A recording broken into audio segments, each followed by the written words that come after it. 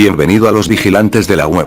Investigaciones de impacto. ¿Cómo opera el grupo Wagner, el brutal ejército privado de mercenarios rusos? Vídeos, que circulan sobre todo en Rusia, y diferentes reportes de equipos de investigación dan cuenta de la brutalidad a la que pueden llegar los métodos que emplean los miembros del grupo Wagner. Según se ve en una filmación casera, este grupo puede llegar a torturar durante horas y hasta decapitar a su víctima. Los periodistas y analistas que le han seguido el rastro lo describen como una red de mercenarios alineados con los intereses del gobierno de Vladimir Putin, a la que llegan a describir como una especie de fuerza militar no oficial a favor de Rusia. Estos expertos ubican operativos del grupo Wagner en Siria y Libia, así como Sudán y la República Centroafricana. Todas estas apariciones tienen un elemento común, son lugares donde Moscú tiene intereses. El Kremlin rechaza la existencia de esta organización y niega que el gobierno de Putin pueda tener cualquier vinculación con Wagner. Los mercenarios. El grupo Wagner ganó notoriedad al apoyar a los rebeldes prorrusos en el conflicto armado de Ucrania que provocó la anexión de Crimea por parte de Rusia en 2014. Desde entonces, quienes lo han estudiado, lo describen como un ejército privado que puede contratar mercenarios para despliegues en zonas de guerra o realizar acciones más específicas como brindar seguridad o realizar ataques selectivos. Para Amy McKinnon, investigadora del portal de análisis Foreign Policy con sede en Washington, el grupo Wagner es difícil de definir y de anticipar las operaciones del grupo precisamente por esas características. Podemos calificarlos también como una sombría red de operadores.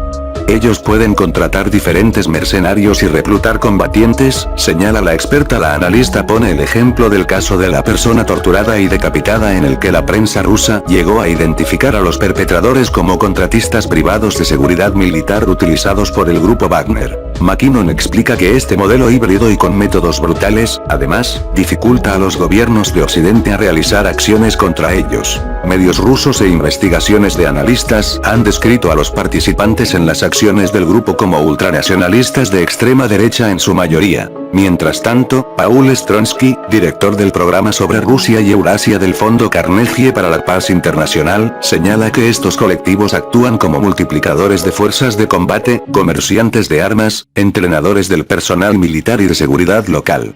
El experto indica que si bien el grupo Wagner no es la única compañía militar privada originada en Rusia con estas características, sí es la más conocida, y encuentra antecedentes de su modelo en la guerra de los Balcanes de finales del siglo pasado e incluso en los voluntarios rusos que combatieron en la Guerra Civil de España de la década del 30. Añade que su capacidad de despliegue militar fluctúa entre cientos y miles cuando se encuentran en zonas de combate. Si bien algunos lo comparan con los contratistas de seguridad privada occidentales, el grupo Wagner está mucho más involucrado con la política del gobierno ruso que sus contrapartes occidentales.